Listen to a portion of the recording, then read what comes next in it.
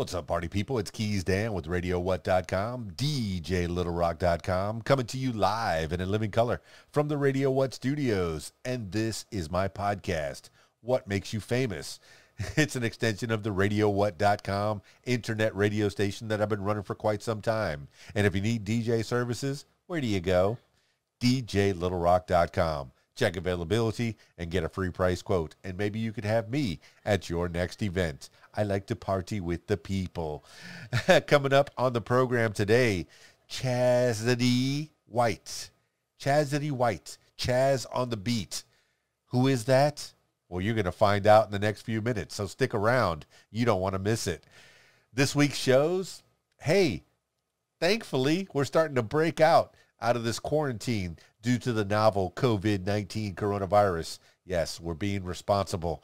This week's shows, I have one public show this week. I'm at the Rab in Conway, Arkansas.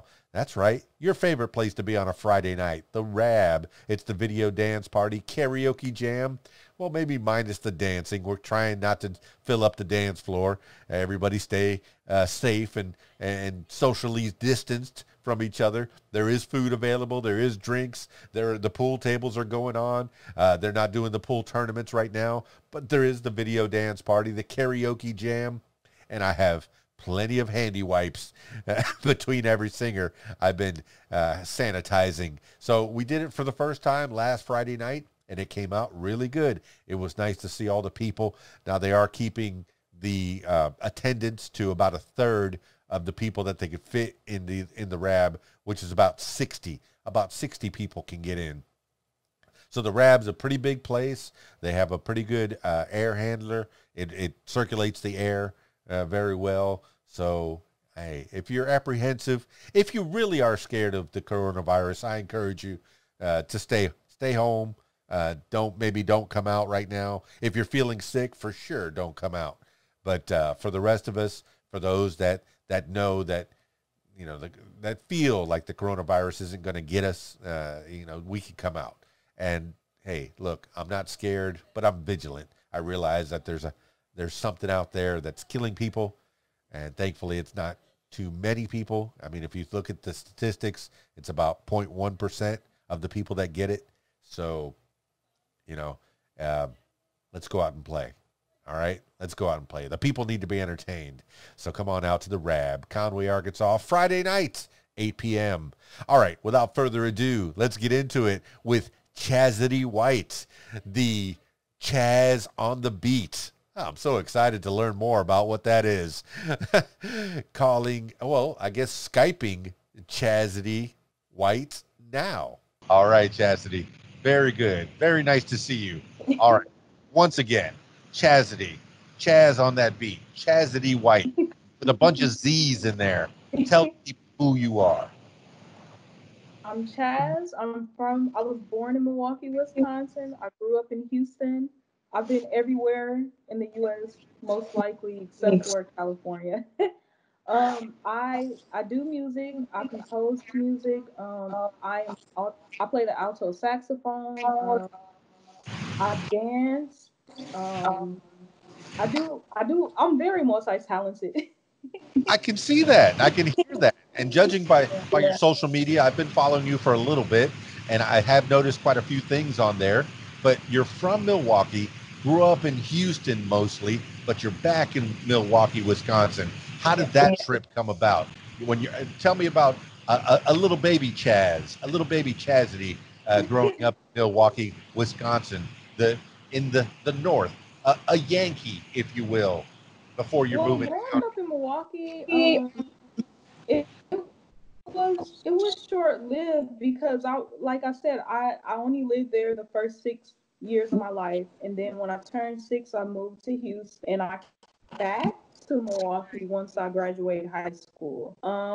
It was mostly rebellion. I didn't want to be with my parents anymore, and I was like, I'm leaving. And out of all of the places, I went back to Milwaukee, and everybody was like, why would you go there? But I've learned along the way, and it's a lot of bad things that happen. But overall, I learned from I was becoming a woman, and I had to go through those things to become who I was. So Well, it sounds like there's a whole lot of story in there that you kind of, It is. there's a whole lot. I mean, because it seems like, all right, so you left at 6 years old. I'm guessing the parents maybe found a better life in Houston, Texas. And Yes. what were your Houston is mom and way dad better than doing? Milwaukee. Yeah. What was your mom and dad doing that moved them out of Milwaukee? I'm guessing that they might have both. Um, well, my mom and my dad had broken up by the time I was 6, but they were very good at co-parenting. My dad always came around, and my mom was always working with him, and vice versa. So we actually, my dad drove us to Milwaukee. I mean, to Houston. When I moved to Houston, I was living with my aunt on the north side of Houston, and growing up, my mom did not let me listen to any genre of music but church music, only church music. Yes. So like I would get in trouble, big trouble. I couldn't even listen to pop. No, I couldn't even listen to a Disney Channel song. If it was against any type of church or religion, then no. So when I moved to Houston, I had an aunt who would she would let me listen to any type of music. She was the type to buy all CDs that ever came out. It didn't matter what genre, she would buy them. I just became to love music, and I just understood it so well, and it was like a secret treasure. My mom didn't let me, she didn't let me dance, so I had this talent to that I knew how to sing, dance, and I understood music, but I wasn't allowed to embrace that the way that I wanted to. So as I was growing up, my mom would find little like notebooks of songs that I wrote, and she would find them and be like, "Oh my God!" Like she would go crazy. And me and my cousin started a little girls group when we were little, and my mom found my songbook, and she like I don't know what she did. She probably burned it. I don't know. But yeah, so I'm kind of like I think like Katy Perry. She was doing an interview, and she was saying that her parents were very religious and did not let her listen to a lot of music. So I went through that. Oh yeah. Well, Katy Perry in particular, yeah, she was a Christian artist for a while. That's how she got her big start, was doing Yeah, Christian music, and I guess her parents were very similar in that respect to your parents. It sounded like your mom had a way of bringing you up, that yeah, she had a plan, and the plan was probably a biblical plan. She had this book of instructions, and she wanted to yeah, follow that to the letter. But thankfully, due to your creativeness, you had I, another sister that they had. The mom had a sister, and it's the your aunt. crazy thing about it. They have my aunt, my mom, the same mom and dad, and they're totally different. So Yeah, I don't understand that. it's interesting how that works out. My brother and I have very different views as well. Politically, religiously, and many other views. Yeah. So it does happen. You can have the very same parenting, the very same upbringing. I always felt like mom liked him best. Yeah. But that that there might be that in your parents, in your mom and your aunt's upbringing, where one maybe got favored this way, or maybe who was the oldest one? Was that your mom? You would think that she was the oldest, but no, she's the second oldest. Yeah. How many kids in her family? I know that. Well, I know like when my mom was younger, living life, she would listen to all types of music. But I don't know. One day she got saved, quote unquote, and it was the end. I remember her actually throwing the CDs and tapes out the window. She was like, "We're not listening to this anymore. You guys cannot listen. No more Destiny's Child. No, I couldn't even listen to Destiny's Child. I couldn't listen to Beyonce. I couldn't listen to anybody." She was like not letting me matter who it was. It didn't even matter if they weren't talking about drugs or sex, even if they were talking about something positive. It To her that was like devil's music. So Well, yeah. I mean, I have found many people that have grown up, had hard times, and they do find, Jesus, if you will. They Yeah. find religion, and the born agains become very zealous. I know at one point in my life, I was without religion. I didn't have any religion. Yeah. I found this group and I became very zealous. I read the Bible, 5 times in the matter That's of me years. too. Just I've kept read reading the it over Bible and probably over, cover trying to to cover. find some answers. Oh, Yeah. so yeah, so you've read it yourself. You run along that same basis. But when you're looking for something, some kind of salvation, when you're lost, sometimes that might be the way to go. But Yes. yeah, sometimes being overzealous might I not agree be the with way to go. that. I agree with that. I think, but for me, just growing up being a kid, I needed to find myself. So yeah, that's probably where what it was. I'm not knocking it at all, though. Yeah. No, absolutely. I mean, I started off as a Catholic. Now I'm American. You grow. No, but Yeah. I do remember being at Catholic school and having that kind of upbringing. And then I did want to break out as well. So I understand that, Chazzidy, wanting to break out of that. And that's a problem. You have to take it as a parent. It's so hard to figure out how to bring up a child. You hold the reins real tight. And then once they have a little bit of freedom, they break loose, so crazy. I think you have to have some. And that's what I'm going through now. It's my mom knows somewhat what I do, but I don't think she probably know everything. Like I met celebrities, like she would know that she probably would fall out like, oh my god, you're so she'll probably be like, now you're meeting the people who's making the music. So, but overall, I see her being supportive. It's just some things your kids might do when they get older that you're like, wow, I don't think I should do that. But as a parent, you supportive. Absolutely. I mean, I'm a parent of two daughters, and I want the Yeah. best for those daughters. I have one that just made me a grandpa. I'm 51 years old, 51, too young to be a grandpa, but I am. I have a little granddaughter, and that's a wonderful thing too. But I have a 14-year-old at the house, so having daughters is a very special thing. And thankfully, she does have both parents in the house, and we're able to co-parent. But let me tell you, her mom thinks a lot differently than I do. But somewhere down the middle, we find a balance. I Yeah, would go off, that's do whatever she that's wants. the good thing to do. Yeah, and then but then mom knows, hey, let's bring the reins in a little bit.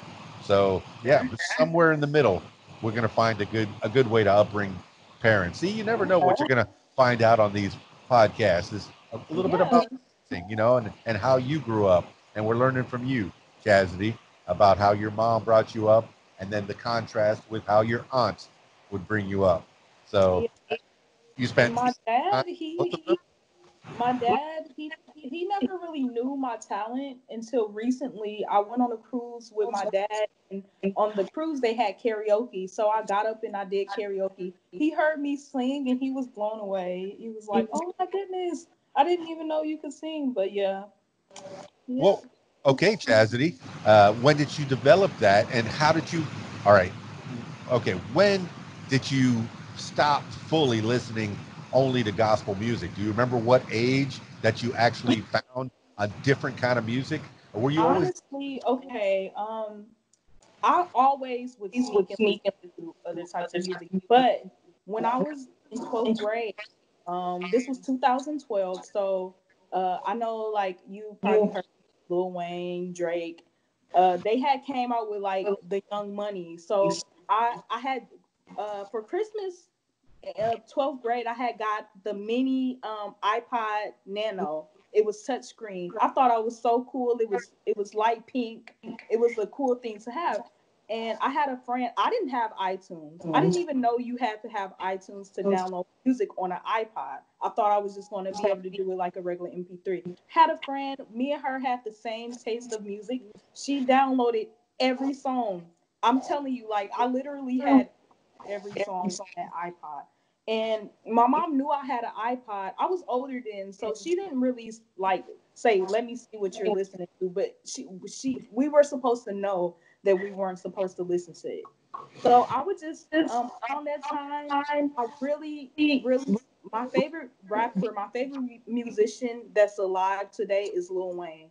I don't know what it is, but I would listen to Lil Wayne like it was no tomorrow, and then I would listen to Drake and Nicki Minaj and some other people I love is Michael Jackson and the, but they're passed away. So I listen to Lil Wayne. That's my favorite person that's doing music ever, and I think he was very, very inspirational to me. And then also Kanye West, but more so like the old Kanye West.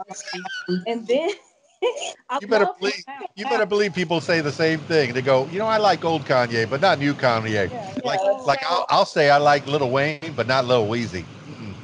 yeah, a lot of people said that, and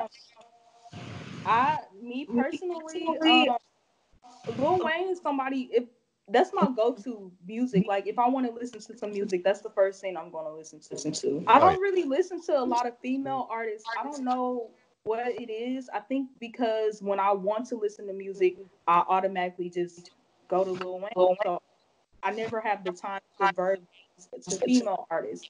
But there's a lot of people that's coming out that I don't even know, and so I'm kind of behind with a lot of new artists. But yeah, that's around. I was probably like 18 in 2012, so that's the time where I really just stopped caring about if I get caught listening to music. I was like, I'm about to be 18, or no, I was 18, and I was like, I'm about to listen to my mom. I'm about to do what I want to. Other music that I was listening to was definitely not appropriate to her. So, but I was becoming an adult, so I had to start making choices on my own. Right. In all Yeah. fairness, she did the best she could. She raised a very nice daughter. From what I She can see so did. Overall, she far, did. a nice person, and you're a very smiley person, and it's very nice to see you here. And through this technology, we can Skype all over the world, and I'm Yes, Skyping all the way to I think Milwaukee. that's so. It's really quantum physics. I also love science. Yep. All right. See, you got many different aspects, a lot of different avenues. When, okay, when you first broke out, Who was the friend that gave you the iPod music? If you want to throw her under the Her bus, name no, give Jasmine. credit where credit is due. What's her name? Her name is Jasmine Thomas.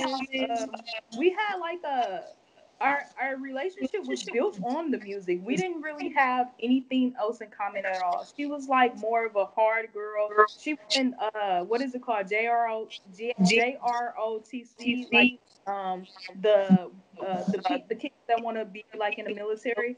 She Uh was huh. like one of them tough girls, and I was like girly girl. So I don't even know how me and her became to be friends, but we just had one day I was just singing all the songs that I knew we were in class, and then she was like, we just noticed we knew the same songs, and I was like, oh my god, a lot of people don't know that song, and it was vice versa, and we just started talking about music, and she was like, hey, if you want, I can download music for you. She did it within one day. Like, I remember when I seen her the next day in the hallway, I'm thinking, what if she stole my iPod? Like, I literally gave her my iPod to take home. And at that time in 2012, that was hot commodity. Oh So yeah, yeah. That was an expensive thing that you did. That's a lot of it trust was that like you had. an iPhone. So Well, yeah, that says a lot about you. That you were a very trusting person, I and wanted my music. That's yeah, and the power of music to bring people together. That's the other yes, thing you learn music is is universal. Yes. absolutely, man. It's science. It gets in your It's head, yes, it is. I and agree. it's definitely a way to bring people together. And I'm so sad that you didn't have the advantage of having Beyonce and Destiny's Child when they were first starting out. I That know. that definitely was a Yeah, turning point in. my household was very different from most people. Very, very different.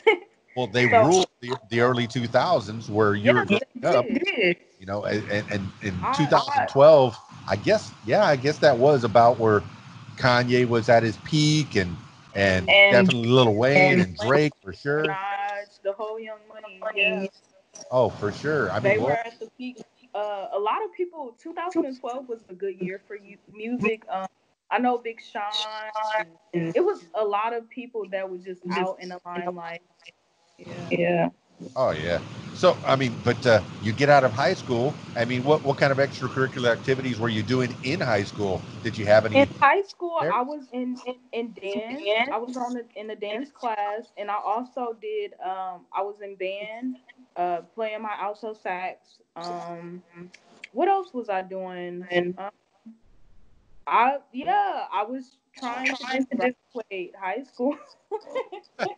Well, good. You graduated. I mean, do you still my sax? my Yeah, my school year, that the class of 2012, they were saying that's when the world was going to end. So when I was in high school, Science. that's what we were focused on. We were like preparing for it. Was supposed to end like December, I think December 21st, 2012. That's what people were saying. And we were high school students, so we were believing in every conspiracy theory.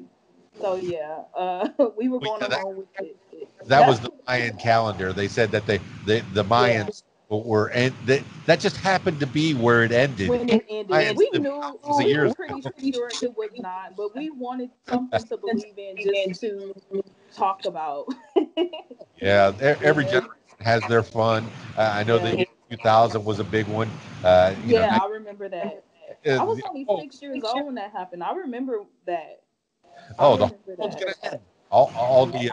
all the people, all the scientists were worried about those 2 digits for the year instead of 4 digits for the I year. know. They thought that all the computers were going to stop working, and I that was a kid. For me to be 6 years old and for me to know about it, that means that a lot of adults was talking about it for me to even know about it. Yeah. all right. So, what you learned from your mom the the religious aspect, the hmm upbringing from the Bible, and you learned from your dad what? What's the main I thing? A lot of things that I learned. My dad is a very humble man. Everybody who knows him knows that he's very humble. So what I learned from him is just to say okay. For example, my brother, me and him have the same dad, different mom. Him and his girlfriend was arguing. Long story short, his mom found out about it, and she told my brother. She was like, "I don't know where you get that from because your dad is not like that." She said when me and your dad would have to argue, he would just say, "Okay, okay," and that's what I learned from my dad. He's very humble. He's very he's the type to like think before he speaks. And another thing that I recently found out about my dad is that he's more of a party animal than I thought.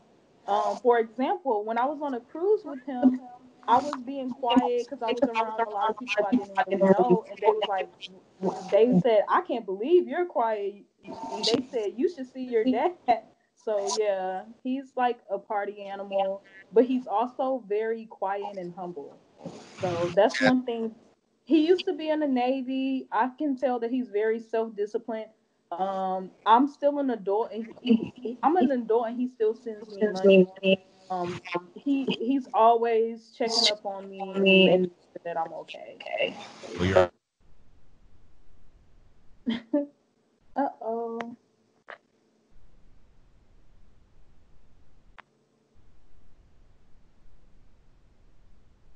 I don't know what happened.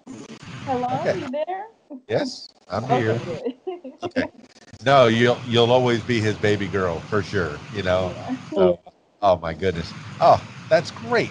So you did have two parents that loved you, plus an aunt that gave you a little insight, and Mhm. plus an ROTC girl that gave you the music.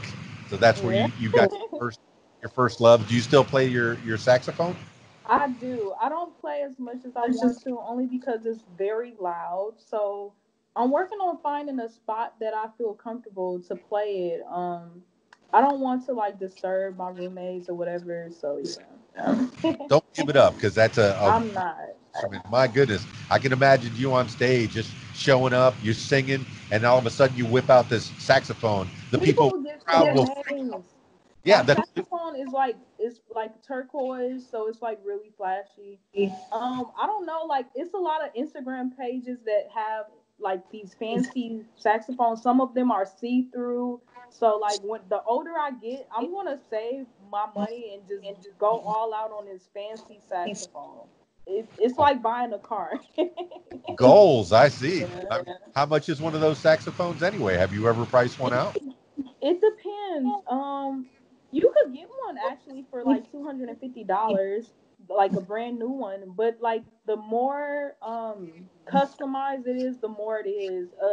It it fluctuates. It's like it depends. It really does depends. It depends. Well, Yeah. that's an attainable goal. I could see you playing up on stage. All right. So once you get out of high school, did you go to college at all, or did you get a job? I did, but not right away. So when I went after high school, oh, that is a tough story. That's a long story. But basically I Gotcha. just I like I said, me and my mom always bumped heads on a lot. And I don't know, I guess there were like growing pains. But after actually for high school graduation, I did not walk the stage, but I did get my high school diploma, which means basically I was like in ninth grade, I had truancy, meaning that I was skipping school, but I wasn't leaving. I would skip school at school. I would be at school, but not in my class. So by the time I got to be a senior, I had warrants, and they were sending letters to my mom saying that your daughter has to go to court. Your daughter has to. My mom did not even take me to court. Didn't even tell me. One day I was at school, and the police actually came to the door and was like, "We're here for your daughter." And my mom got scared. Yeah. So, long story short, one day I told my mom that I'm going to go live with my aunt, the cool aunt. And my mom was not having it. Guess what she did? She called the neighborhood like police. We in Houston we call them the constable. She called them and she told them my daughter has a warrant, and she basically she was trying to prevent me to go live with my fun aunt. Uh, I don't still to this day I don't know if they have some type of family secret of why. I don't know what's going on with them, but my mom didn't want me to live with my aunt that bad that she did that. And so I was incarcerated for 7 days when I was supposed to be walking the stage for my high school graduation. So guess what I did when I got out? When I got out, I had to go take a test at school, and then they gave me my actual diploma. So I was like, I'm leaving. I went to Milwaukee. I ended up moving in with my child's father, and like that was a weird experience. And I met him from the internet, but him and my cousin was best friends. So after high school, that's what I did. And I can't really say it was because of anger towards my mom. I probably still would have left just because of my upbringing and my mom being so strict. I wanted to be free. So yeah, once I that's what I did after high school. And then I ended up getting pregnant, and I had a daughter. And um that was tough too. And then so I did end up going to beauty school. To answer your question, I, I'm licensed as a cosmetologist, but I don't do hair and makeup as an occupation. Honestly, I honestly went to school just to earn that skill. I That's a did, skill to yeah. have. Sure. I did used to work at Supercuts. I worked at Cost Cutters. I worked at a nail shop before, but I don't know. It really wasn't my thing. I really just really love music and dancing, and yeah, that's more of what I like to do. Well, definitely. When I got out of high school, well, in high school they give you an ASVAB test, which is a test Oh to yeah, let you know what job you should be doing. My yeah. top two jobs were photographer and beautician. What? I take a lot of pictures, and I guess it's because I appeal to people's vanity, and I Very always good of want to make. mine then. Well, I always want to make people look their best and feel their best. I want them to Okay. feel good. So takes a certain kind of person that wants to help people look their best. And I'm glad that you have Yeah. that skill. So it says a lot about you. And so you have that skill in your back pocket. You don't use it that much now, but at least it Yeah. gave you a little insight. on stuff when I you I did a lot. yeah. I've even worked at a daycare. My mom on the daycare. I was the director for a short period of time. It's so much that I did that I could be doing that I'm not doing because I'm really just chasing my dreams. I haven't had a regular job in about 2 years. The last actual job that I had, I was working at a nail salon as a receptionist. So yeah. You do those jobs so you can pursue the jobs that you want. Yes, Yes. a lot of people do jobs, they I desk one jobs that they don't yes. like. Go ahead. It wasn't always peaches and cream. I used to have to I rode the city bus to work. I sometimes I would have to walk long distances just to get on the bus. When I was living in Houston, I remember I was in downtown Houston. This is this is crazy, but I seen a huge rat. I seen an actual rat outside in downtown Houston when I was trying to catch the bus. And when I seen that, that's how I knew, like, it woke me up inside and told me that I'm doing everything that I have to do. I didn't have any help. My parents, my mom, she's very, very wealthy. I won't say like she's a millionaire, but she's a business owner. She could have gotten me a car. She could. She's not the type of parent to. She's not that type of parent to help her adult children. I'm not saying she would, but she wants you to do everything that she wants you to do to help. And I knew that that wasn't going to work. So I did a lot of things myself. I was riding the bus when I could have possibly been with my mom. But I did what I had to do for me. And like I had to crawl before I walk. It's so many times that I cried and I would be like, this person seems like they have it so easy. What about me? And I would just be so mad and yeah, I went through a lot. So, and a lot of I was hard on myself and I would just I used to put a lot of pressure on myself and I just didn't understand why my life was the way it was. And then I don't know, when I turned 25, I'm about to be 27 in July. But when I turned 25, that was my first time feeling like a woman. Like I really did everything by myself. I taught myself a lot and I accepted myself. That was like when I turned 25, that was like my first time accepting the bad things about myself. And then I was like, okay, well, I can change this. I can change that. And yeah, there's a lot that I do. I'm not super religious like I used to be. I still believe in God and all of that, and I still believe in Jesus. But it's like now I'm more like spiritually awakened to where I'm it's self validation. The best way to say Yeah, definitely, Chaz. Yeah, it. Chazzidy, you know, there's so many aspects. It sounds to me like you did what you had to do to keep a roof over your head, to put food on your Yeah, plate. I You did. did what I You had had, to do. but was there that first time that you did karaoke? When was that? That was actually that was a year ago. That was July of 2019. I was on the Carnival cruise. We went to the Bahamas and yeah, So that when was was an the first time that you experience. knew that you had an affinity for singing, and because you were No, in music on the surface of it? actually, when I was in jail, I hate bringing up jail. It gives me like anxiety, and I don't like. I just don't want people to judge me because of it. But honestly, a lot of people have been to jail, so Yeah, they it's better like I not. don't care. But I actually I was in jail, and we would be bored, like nothing to do, and we would just play games, and one of the games that we played was listen to each other sing. Even if you couldn't sing, we still wanted to hear you sing. So it was my turn and I sung and everybody was like, oh my gosh.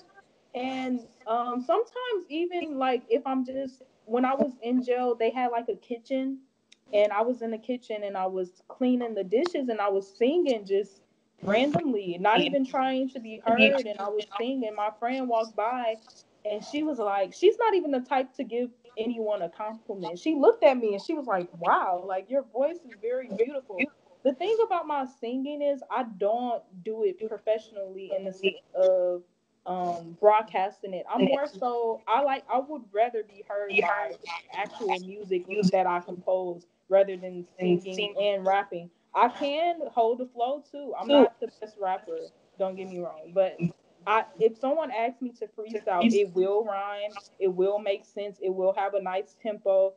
I probably sound better than like I don't know, Little Dicky or someone, but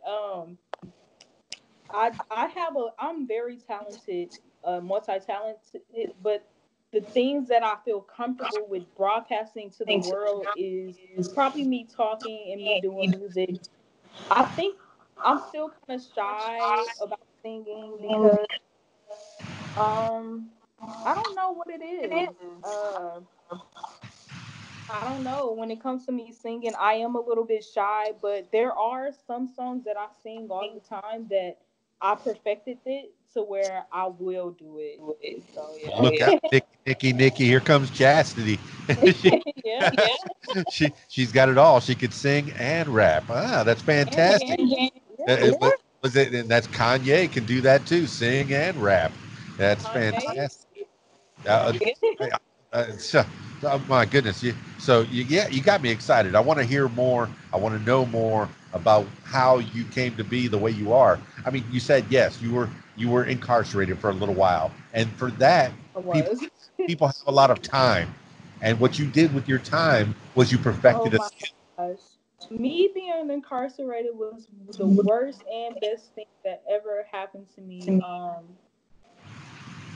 I was incarcerated more than once, by the way. So you're probably like, what is like? Because the first time was just for 7 days. The second time was for about 18 months. And that was totally, that situation is deep. Like, we would have to probably have a whole nother uh, podcast for that situation. But I can tell you the positives of that bad happening was um I was around about 900 different women between the ages of 18 to maybe like 90 something.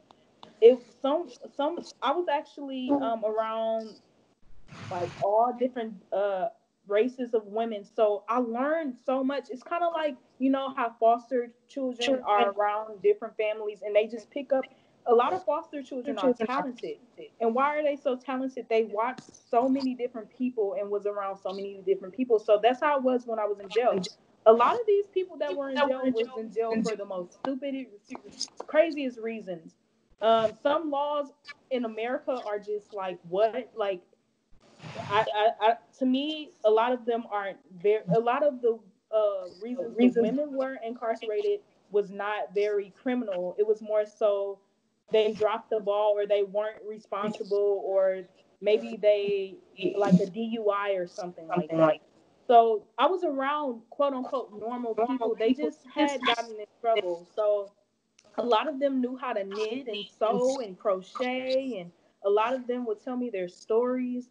And it was crazy because a lot of the people that I was around, when you went there, they gave you like a mental health code. Mine was always zero. So the lowest was zero, and then it went to three. I was the only person that I knew that had the health code of zero. So that meant that what I went to jail for was pretty minor in the sense of on the criminal scale. So I was around a lot of people that were around me. They were like, "Are you even a real person? Like a real like quote unquote inmate?" They thought that I was like undercover or like yeah. So and then I look young. A lot of people tell me I look like I'm 17, but I'm about to be 27. So that's another reason they thought that I was like a fake inmate or something. But yeah. I mean, it sounds like you've got a lot of insight from a lot of different I types. did. I learned so much from them women. They taught, man, oh my goodness. I was around white women, black women, native. It was a lot of. I was in Wisconsin, so that's like a Native American land, and that was honestly my first time seeing being in a living proximity of Native, and I learned so much. And then when I got out, I did the DNA thing. I found that I'm part Cherokee and some other stuff that I can't pronounce. And I also found out that my family, my mom's family, is from West Africa, Ghana, and it just so all of that made me going to jail. It made me discover who I really am, and I was around different cultures. I watched Native Americans there. They were able to burn sage and stuff, and they were able to practice their culture or whatever. So I was around all of that, and I'm thankful that I got to see that. It was life changing, and I also want to say this because a lot of people don't know. Women's jail is totally different from men's jail.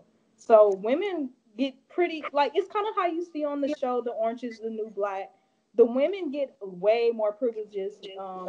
They're nicer to us and everything. So I sometimes when I was there, I forgot that I was locked up because it yes that sounds totally crazy. That It sounds crazy, but it's the truth. That's how it was. They made it for us to be better people. They tried their best to make it positive. It was so many activities that we could join. They had volleyball there. They had a lady basketball team. They had groups, and they had always someone to talk to. It was kind of like being in college in a sense. They had programs like cosmetology. They had building maintenance and all type of stuff that you could do. Well, it sounds like they were trying to rehabilitate you rather Yes. than some of the horror stories that I hear about men having a hard time where So they yeah, come out worse, a lot of or they a don't lot come of out. those, yeah, a lot of the worser stories I heard is like the men. The men get it the worst for some reason because they're men. But yeah, Well, I mean, yeah. and then you being from, spending a lot of time in Houston, I've heard the Texas jails are ridiculous. Oh yeah. Some of them So put, yeah. they Thank get put, God. Thank God I was in Wisconsin. I wasn't in Texas for this, but yes, right, I heard Texas jails are horrible. that they put you on the street, make you go do road work, and you don't get any skills really, and they I've pay. heard about that. That is horrible. That It's is horrible. slavery. It's like down south, things are worse when it comes to the law and stuff. Yeah. And it's hot. Yeah. Oh my God. So, all right, yeah, not to make too light of going to prison and being incarcerated. It's a bad thing. It Kids, is a bad thing. stay out of Don't trouble. go. Don't ever go, guys. But if you do, don't do it. But if you do, use your time wisely. Don't. It's a lot of people who go that's still in denial, like, man, I shouldn't be here. You just have to accept it and read some books. That's all I did. I read so many books. And prepare yourself. You have that time to make yourself a better person so that when you do get off, it's kind of like you're invincible to BS. Like all the things that used to cause trouble in your life, you will be strong and you'll know how to face it if you take the time and use it right. I'm saying if you know you have to go to jail, or the best thing today do is just keep on reading. Don't stop going to the library. Well, Chaz, what kind of books did you come out with, and what kind of life Oh skills man, did you learn? my favorite book that I read, it was I can't think of what it's called. I think it's called. It had like in the title it said something about evil, like the aspect of evil or something. But basically, the book is basically comparing animals to humans, animal behaviors to human behaviors, and it's basically saying animals and humans are a lot alike. And it's just basically comparing how the topic of the book is being like evilness or whatever. What is the true evilness, and why do people do the things that they do? And when I was reading the book, I just really found out that a lot of times that people are the way they are because their upbringing, society. It could be things that feelings they haven't dealt with. So that's what the book was about. It was really breaking down the human mind in comparison to animals and comparison to other living organisms. So I like Sounds yeah. fascinating. I wish I could find the name. I was trying to I'm gonna look it have to up. find the title. It's a I, very good book. I And then have I was looking up evil, animal, and human book. Other than that, I read a lot of what is his name? The Pelican Brief is one of the titles. He wrote the Pelican Brief, and Sycamore Row. John Grisham. Yep, John John Grisham. Grisham. You beat me to it. You're And very then smart. I also my mom instilled so much like godliness into me. I had to read all. I know you probably heard of Left Behind, the Left Behind. It's about like the end time. Yep. Whether you into that stuff or not, it is a very entertaining book. Even if you believe that that's going to happen or not, it's still a good series. Um, and also, I read a lot of Joyce Meyer. Um, that's more of like on the religious side. But one thing about me, it doesn't matter what religion it is. I always find something that can help me. I will read something about something that I wasn't even brought up to, trust in, just to gain knowledge. Yeah, I always want to find out what other people are. Yeah, I always wanted to know why do people believe what they believe in the first place. So Yeah, just recently they're opening up the mosques, and I was like, I'm all for it. Open up a yeah, mosque. Some people need religion. I've been told my yes, whole life, you some need people Jesus, do you need need God.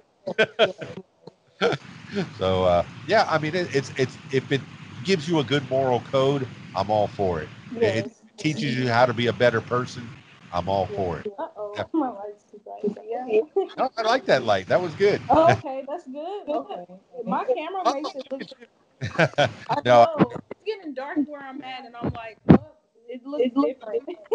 no. For those that are listening to the audio podcast, the audio version, I will put the video version up on YouTube so you can see that as Okay, well. great. Yes, and we're learning This is about so Chazzidy, fun. Chazzidy White, Chaz on that beat.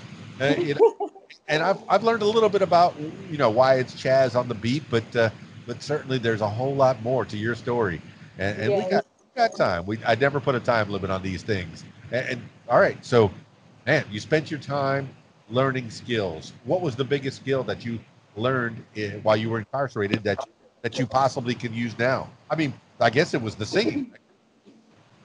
Well, the biggest skill that I learned is mind over matter. I don't know if that's considered a skill, but I also when I was there, I had a friend that I met, and she was really good on like not letting things that was around her bother her. For example, she was the type that could stare at you and you making funny faces at her and she wouldn't laugh.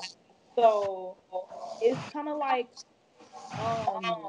from her and that whole experience, I learned to think. Just take time to think. And like if I feel like I'm under pressure or something, I just go to my mind and I like whatever you want to call it, your soul, your pineal gland, whatever you want to call it, I tap into my own mind, and I wherever I'm at, if I'm feeling nervous or pressure or anxiety, that's the biggest thing that I learned when I was there, to be in my mind. For example, what are you going to do if you feel totally just like you don't know what to do? Like, what if you're put in a situation to where you are about to just explode? You have to know how to, at any moment, to tap into yourself, because that's my defense mechanism. Me going inside my own brain. That's one thing that I learned when I was incarcerated. How to go into my brain, and even if somebody's in my face yelling at me, I could totally like zone them out. Yeah. Yeah, I think if I read Sherlock Holmes, and I know he calls that his mind palace, where he can Yes. discover things in his mind and just get away from whatever's going Get out away from outside everything that's going on. and work things out in his own head. And I guess you have that skill. That's a pretty good skill to have. It is. So, all right, so when you get out, I mean, what kind of jobs did you do? And how long ago was that? Well, this was in This was November of 2016. So when I got out, the first job oh my goodness, I worked at KFC. Yeah, that. I haven't thought about that in so long. I worked at KFC because I knew that I just needed a job. I needed something, Yeah. anything.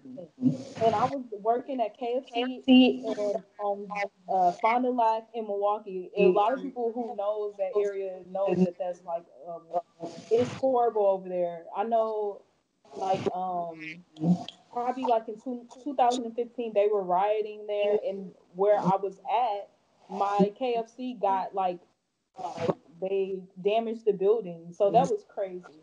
But yeah, I was working at KFC and I was the worst worker there. I was really messing up very badly. They knew that I was like one of them pretty girls who likes to wear makeup. So automatically the first thing they said, no nails. I couldn't wear nails. And then I looked around, all of the managers had their nails done. So I'm like, why do y'all get to have y'all's nails done? Sounds And like then getting you down. I was moving. They said that I was too slow. I would move too slow. I would do my job right, but it took me time to like pack up. I was a pack. I did every job there. I was at the front counter. I was at in the drive-through. I was packing up the food. And then one day, I said that.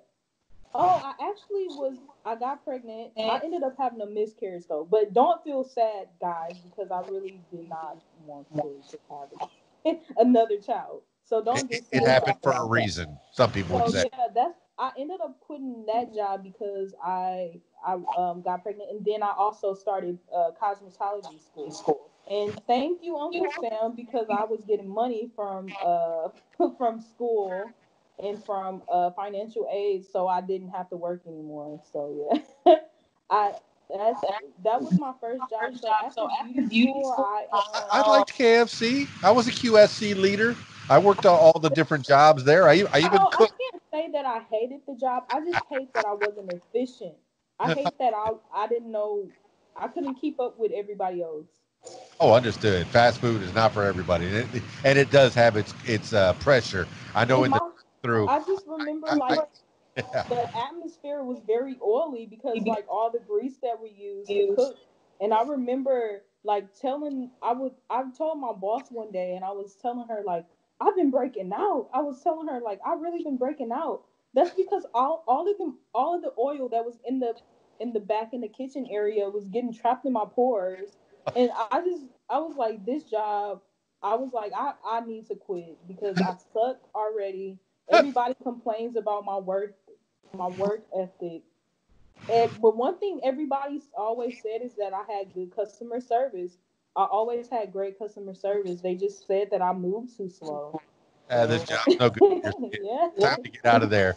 Go I do know. cosmetology school, and then you got to cosmetology school. You finished that. You were I able to loved it. succeed. You did a couple of haircutting gigs. You already told us about. So I mean, when did you decide to chuck it all and bet on yourself? And this is what entertainers do when they really are serious about being entertainers, whether it be a juggler or a guitarist or a singer. So I actually in January of 2020 this year I got the opportunity of my lifetime. I actually met Lil Wayne. Yes, I actually met Lil Wayne. A lot of people was like, "You're lying." No, I'm dead serious. Why The would you way lie? I met him, I messaged him on Instagram, and I had been messaging him since Instagram was ever created. So he by the time he seen my message, my last message that I sent him, that the one that made him reply, I had already sent him probably about 20 messages and voice Stalker. recordings and videos. So he So seen yeah, that shows that all you had to do was be persistent, and he finally showed up.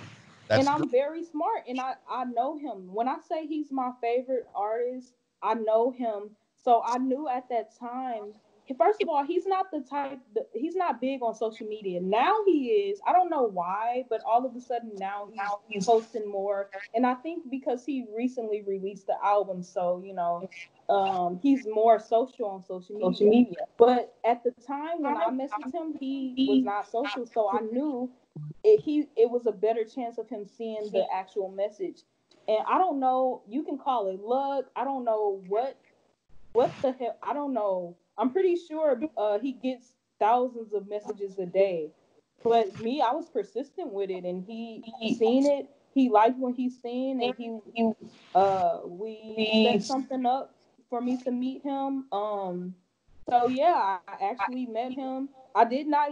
The thing about it is, when I met him, his security, took my phone. A lot of time, I know his album, the Carter 3, got leaked because someone was around and got his music, so I wasn't allowed to get any pictures with him. But I do have proof that I did actually see him, screenshots and all of that. So Yeah. yeah. When did you meet up with him? And where was it? So this was in Miami, and yeah, I met him in Miami, and when I met him, it was like I've been there. It was like I knew him already. He just didn't know me. It was so because I knew Think so about much meeting about right here. him. He's a sweetheart.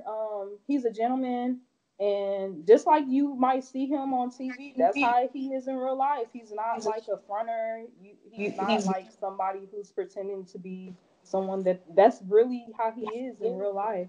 And he's very, very, very inspirational. So once that happened, it took me a while to come to terms that it really happened. Like I was like, did that really happen? So when I came back home, I was just like, oh my god, did that really happen? And Did honestly, you go to okay, so Miami? Did you go to huh? Miami? Did you go to Miami just to meet him? Was that the reason? Yeah, I did. Wow, that's Just to meet great. him. After that, I went back home. But so yeah, so after that happened, that was just so inspirational to me. And like when I met him, it it changed my life in a way. I don't think that he probably even realizes how big of a deal it was to me.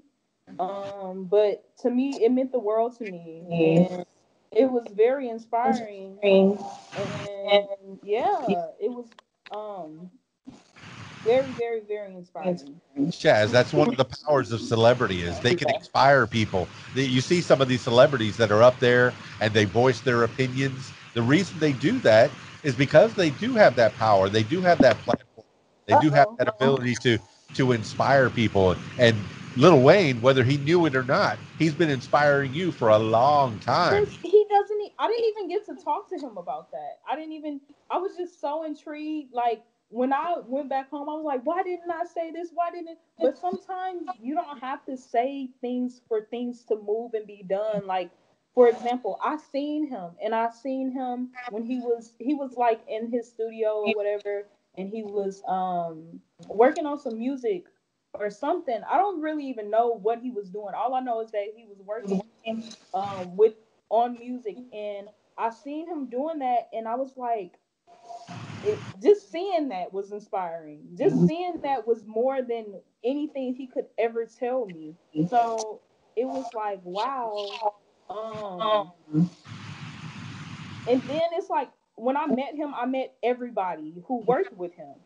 Does that make sense? Like No, it that sounds one. like it flipped a switch in you to It where did. it inspired you to I don't know if give up all this I don't nonsense. know if other people will understand where I'm coming from, but it's just like if you got to meet your favorite celebrity, your favorite musician. First of all, he is the best rapper. Like Lil Wayne is known. People knows him to be the best rapper alive. Whether you want to compare him to what he's putting out now or what he was putting out when the Carter 2 came out. A lot of people feel that that was his best album, so that's what I'm referring to. He he has so much music that you can't really compare him to anyone, but he is very, very, very talented. he has different genre. A lot of people don't even know that he did rock. Some people do, some people don't. But he has a rock album, and he worked with Lil Wayne has featured on everyone's song. He has music with Shakira and so many people that you would be like, Wayne has a song with her or him.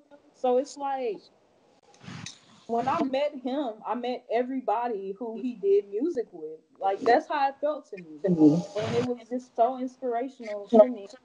I still can't believe it. My mom doesn't even know that that happened. My little brothers, we used to sneak. Me, my little brothers, and my sisters, and my older sister, we used to sneak and listen to Lil Wayne because our mom knows. I don't even know if my mom knows who he is. She probably heard of him before, but I don't know. So that was like the thing. That was like one major thing that made me just really want to be a musician even more. Like I said, I don't know if I'll ever like make it big like him. But I don't care about fame. I just want to be heard in a sense. I want people to be inspired by me, whether it's me talking, if you hear one of my instrumentals, or even if you hear me play my saxophone, I just want to be heard in the sense of that. I I'm a great songwriter, so I could probably write a song that you might hear released one day. So yeah, I just want So to be inspirational. yeah, you already stated at the beginning of this that you don't really like singing other people's songs or playing other people's songs. You rather play your Unless own it's Lil song. Wayne. No, I'm just playing. What- Unless it's Little Wayne, right? Or unless it's karaoke, then everybody has their go-to karaoke song. By the way, what was your karaoke song that you sang? I sung Beyonce "Love on Top." Why wouldn't you? Fantastic. And Yeah, how did the crowd react? everybody was like, "Wow!" Actually, for the most part, everybody who was doing karaoke that night had a decent voice. It was a few people who just sucked. So, but when they heard me, it was more so I picked the right song. The song is upbeat. A lot of people don't know it, but they know the melody, so they was like rocking with it or whatever. And everybody was like, it's kind of like I put people in a good mood, to where people went after me. Like I kind of set the tone to where people wasn't shy to get up there anymore. They seen that I had fun when I did it, and I actually sound decent. So yeah. And it's crazy. I know somewhere out there somebody recorded me singing. People was recording me, so I know people who was on the cruise. My recording is somewhere out there. I don't know why my family didn't record me. I guess they wasn't really thinking, but somebody out there has my video of Well, me and the singing. coolest thing is that you impressed your dad. You said that Yeah, wow, you can he sing. was That's like, "Wow." Yeah. yeah. So that's fantastic. The first people that you want to impress is your family, and then beyond that, you go with your friends, and then go out and get on the big giant stage in front of people. Yeah. How did that? I mean, that had to make you feel good that people Yes. responded. That's the power of an entertainer is you can make people feel good or feel a certain kind of way. And so yeah, so you got that in your pocket. You've already been on I stage did some way. I did a lot. I danced. I was an exotic dancer for about like 6 months, but I was not consistent with it at all. And a lot of people didn't even know. If it wasn't for me posting pictures of it, nobody would have known. But when I was doing that, I met a lot of people. I met celebrities doing that. I don't know if you probably heard of Lil Boosie. He's the Hello. one always speaking his mind. So I've met him. I met like Instagram comedians from when I was dancing. So these are like, of course, nobody wants to like.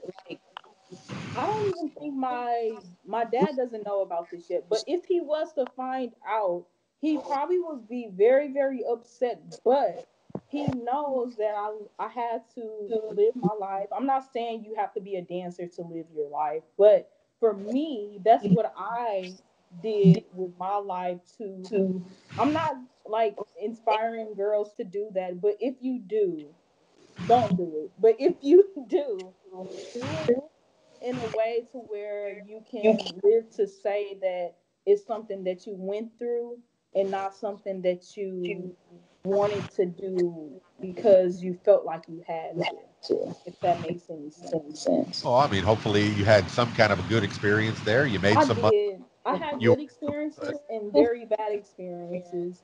Like I said, one thing about when I was growing up and becoming a better person and a woman or whatever, I was willing to do everything that I had to do, long as I it's like my intuition kept me safe. Like I knew that I was doing things that were risky, but I also knew how to not get so into it to where it would destruct me. So when I was doing it, instead of, in my mind, I was thinking, I'm not doing this to seduce men. I'm not doing this to be promiscuous. I'm doing this because I like to dance. I was getting paid for it, of course, but like I said, I don't encourage people to go and be a stripper. I'm just saying I did this for a period of time, and I'm pretty sure it's things that we've all did that we're probably not happy about, but I'm not ashamed about it. No, I'm not ashamed about it, but want I don't want it to be something that I'm telling people to go out and do. I always tell people in their 20s, you do whatever you want. You're made of rubber. Yeah, I'm, You you know as crazy experience as it everything. sounds, it's kind of like a trial and error, but you also do have to take the consequences. I wasn't doing anything illegal, but I mean that it is frowned upon to be a dancer. It's very frowned upon. But after I did it, I mean, it was a lot of good things came out of that experience. And believe it or not, a lot of the customers who came to the club was just everyday people, like, and that's what made me a stripper. And like the people who were coming there were people that you probably wouldn't even think would go to a strip club. So it was like I would look, I would take the attention off of me when I would be on stage. I would take the attention off of me, and I would look at the customers, and I would be like, "Well, you're here watching me, so." Well, So it's it, that yeah, there's a power. There's a power in a dancer, an exotic dancer in particular.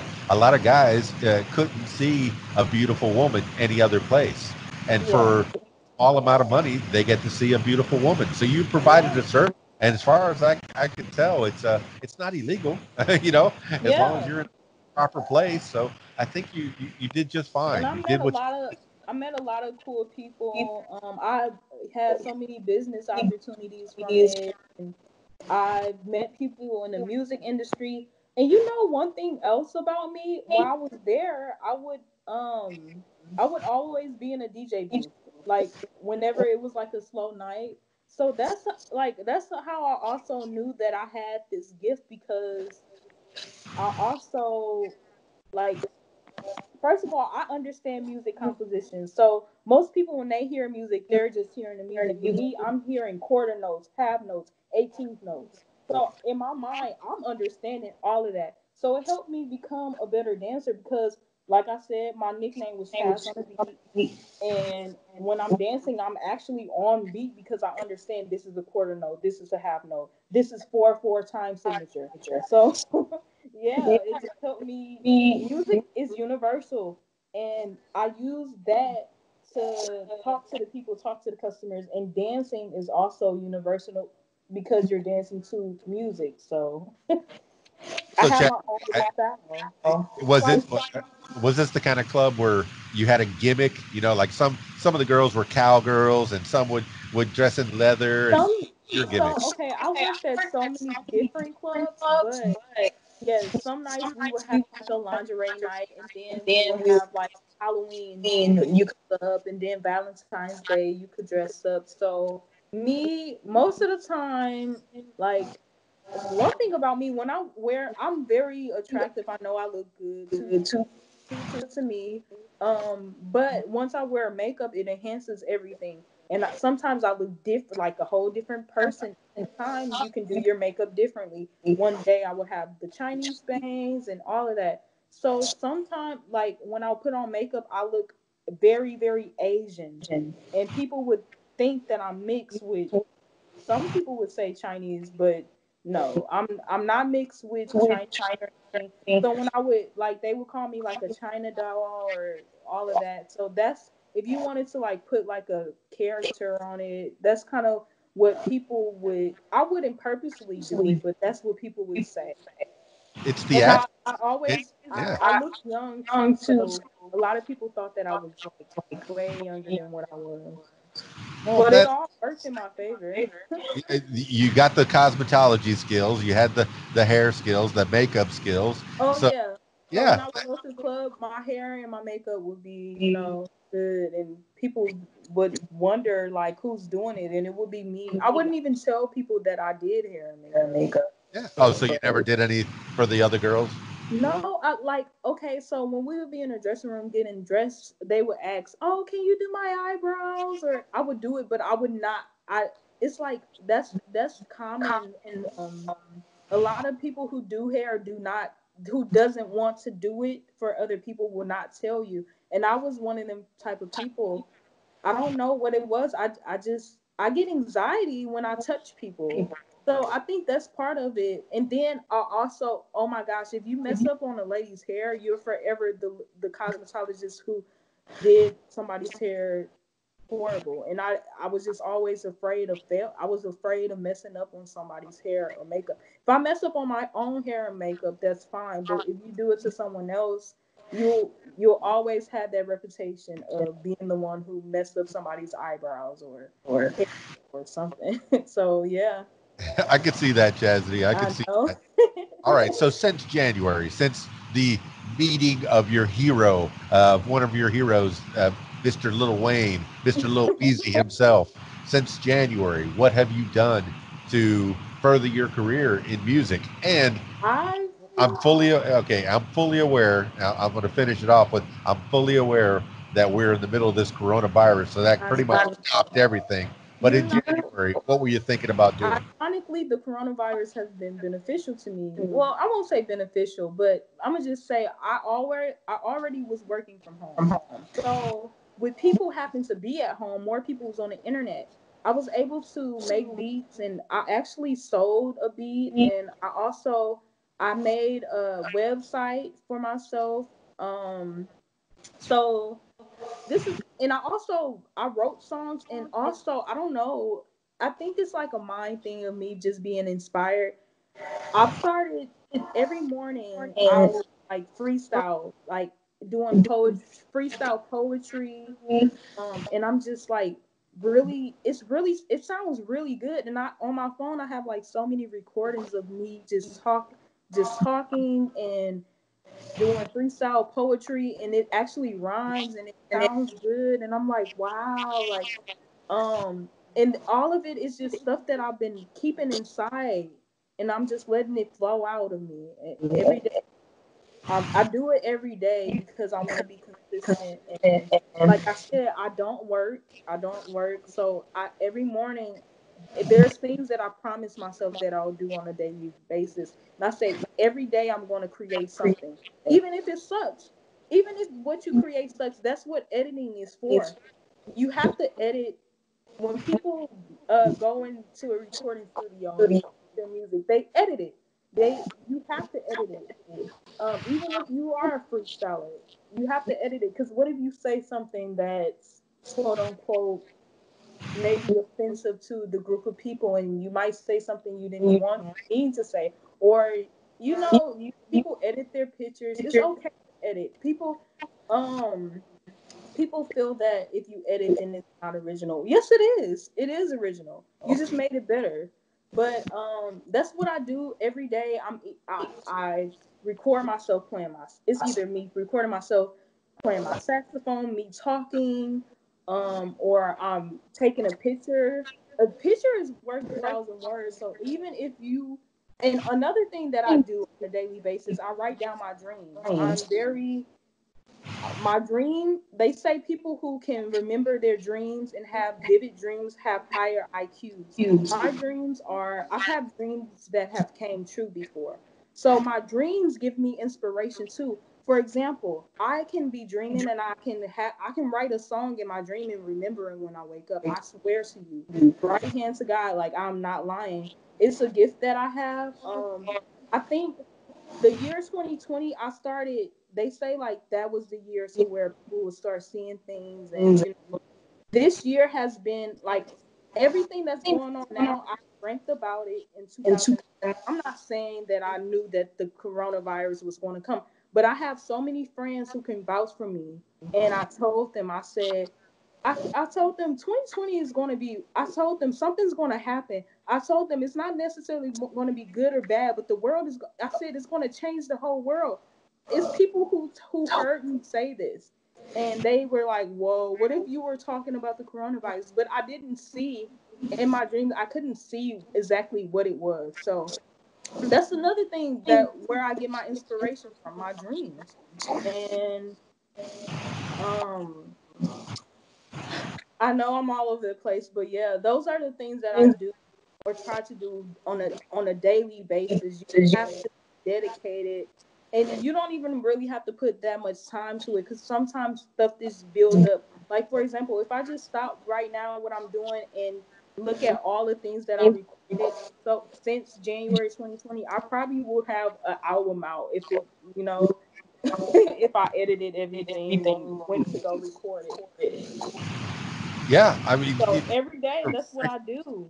you're a very fascinating person. Don't sell yourself short. Being all over the place Yeah. is what a creative person does.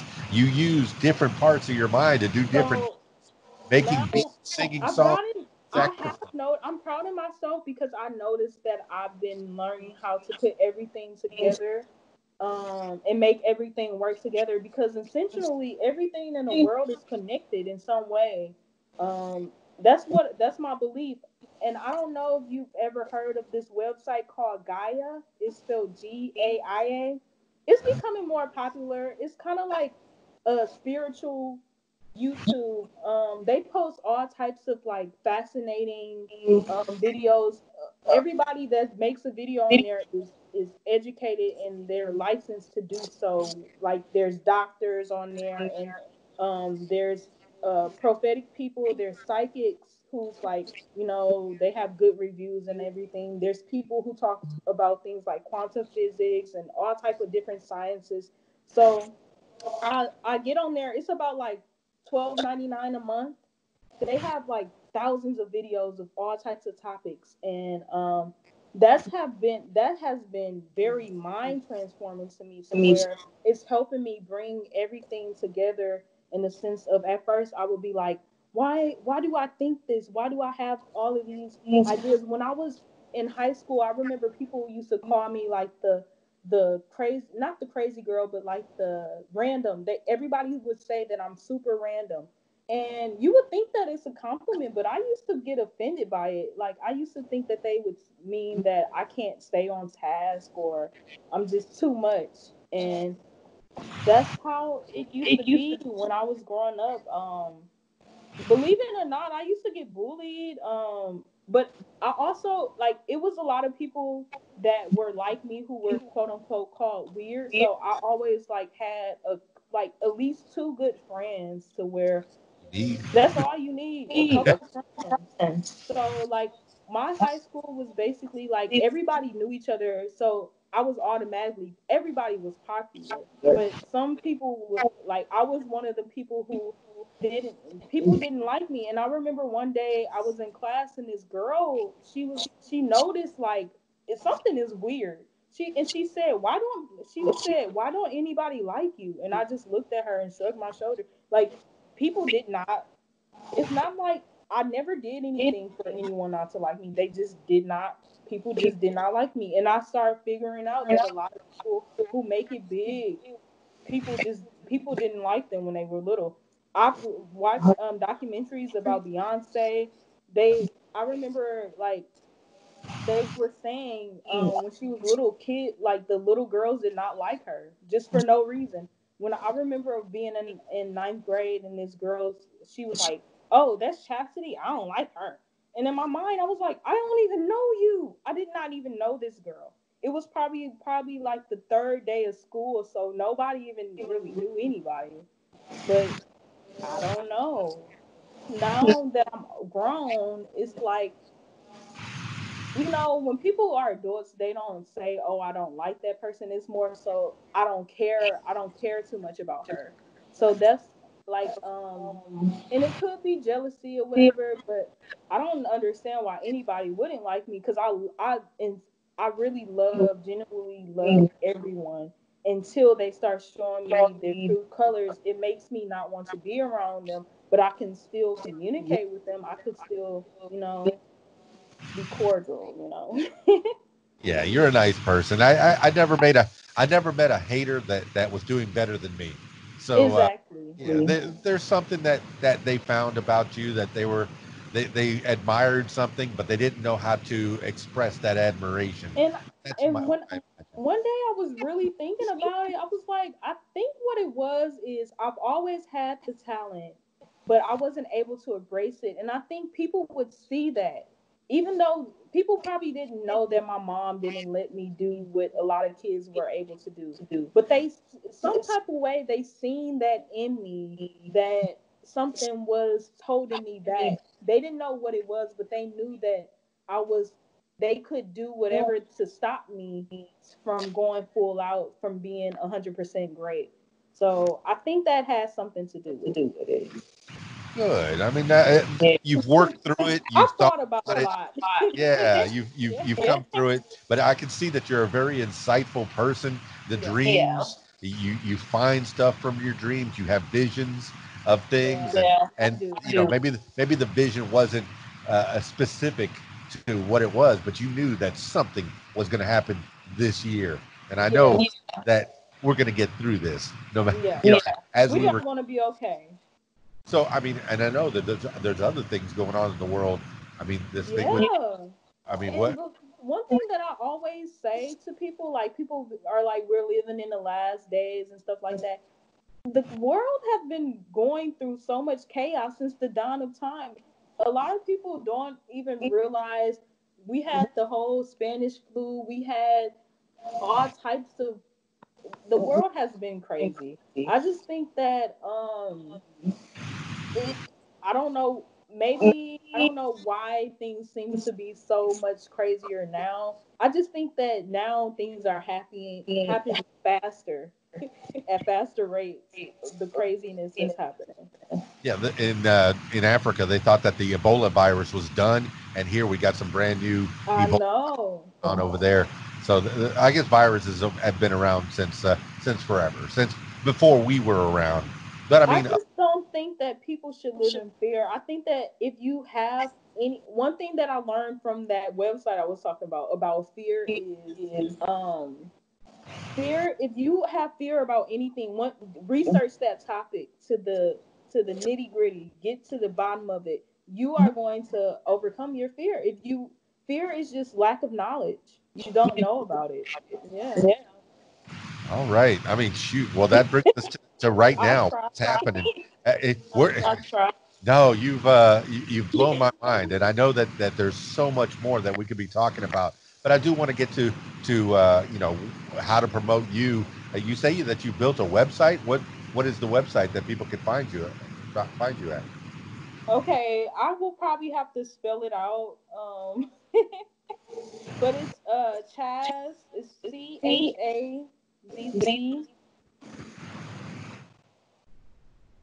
CHAZZONNA.com.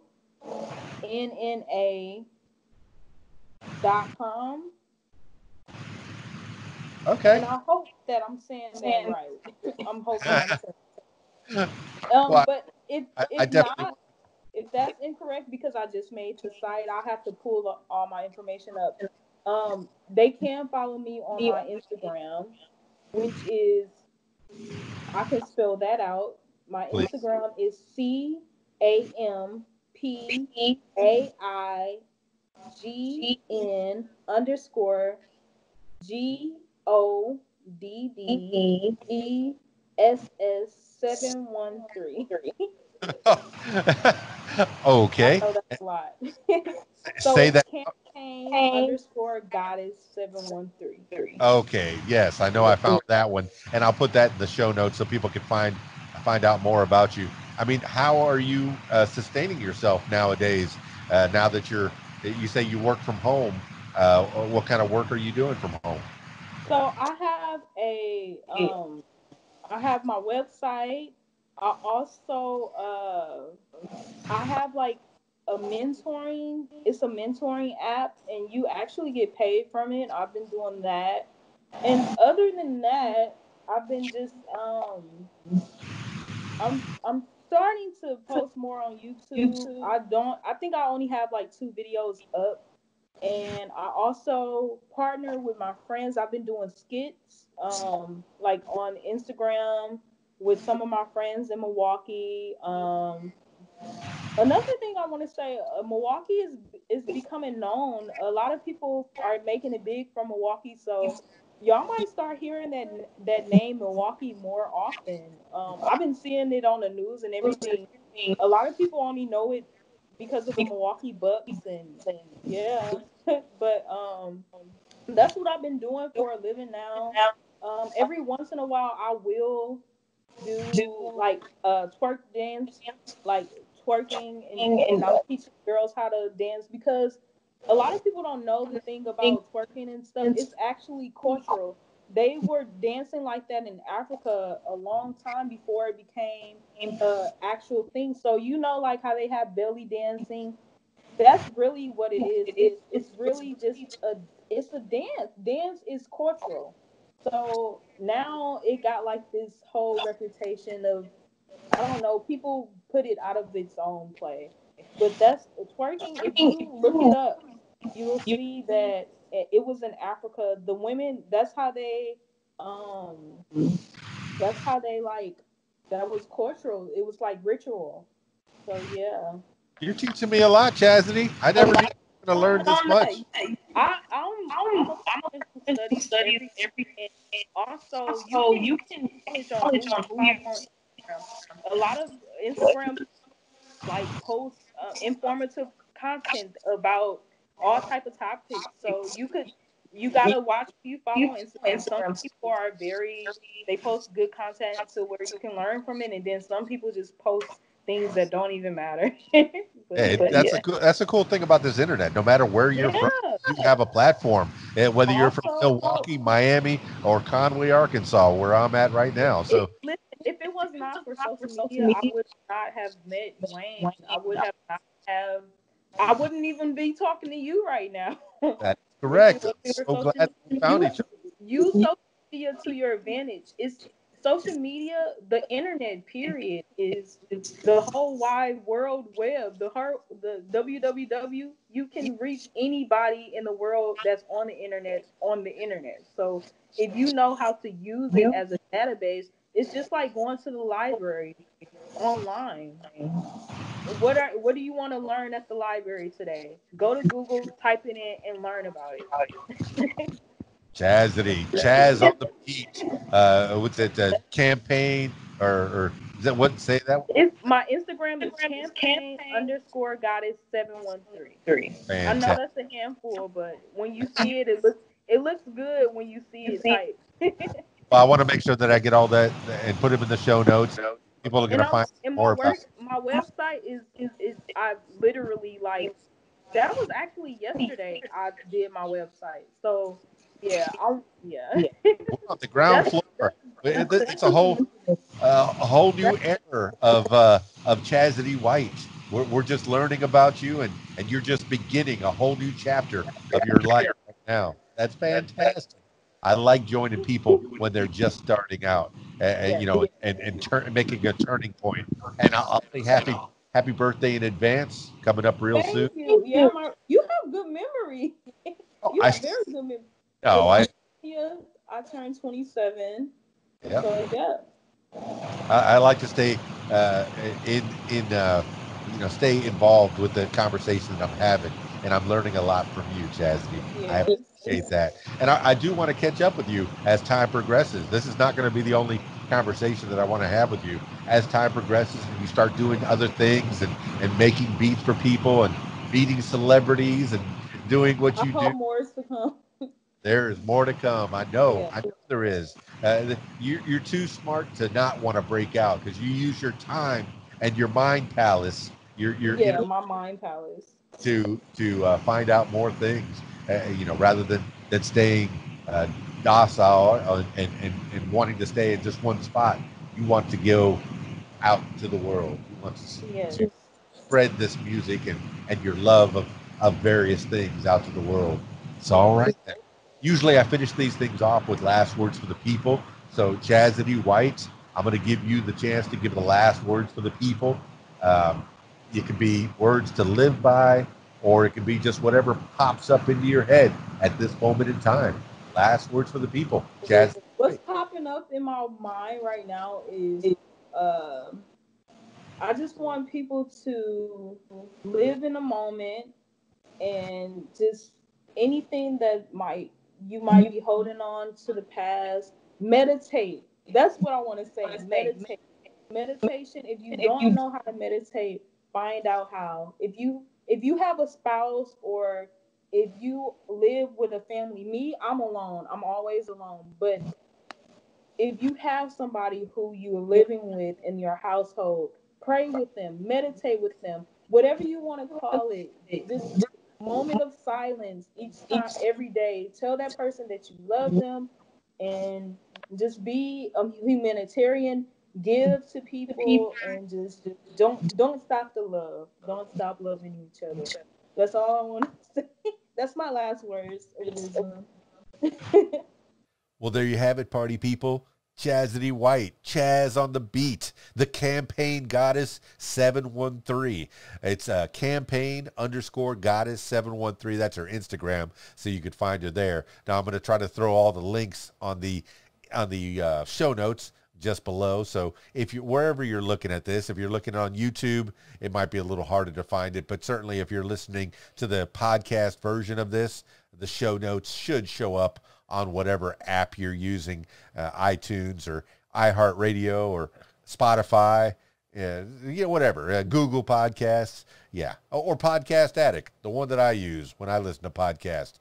So I appreciate that. Chazzidy White, thank you so much for telling your story. I mean, everybody has a story, but you have a very interesting story. My goodness, and you've come out so much better for it. All the experiences that you've had, good, bad, indifferent, they've made you into the person that you are today and the person that you're becoming in the future. So yes, if music's the way you want to go, my goodness, do it. Do it. You are taking a chance. You're betting on yourself. You're making beats. You're playing saxophone. You're singing songs. You're writing songs. And the next step, I guess, would be to put those songs down, record those songs. So I'm excited. I'm excited to hear more from you in the near future and even the distant future. So make sure you come back as time progresses and tell me more. Tell me more. Tell me more. All right, that's it for this edition of What Makes You Famous. If you'd like to tell your story, I encourage you to give me a call at 501-470-6386 or email info@radiowhat.com.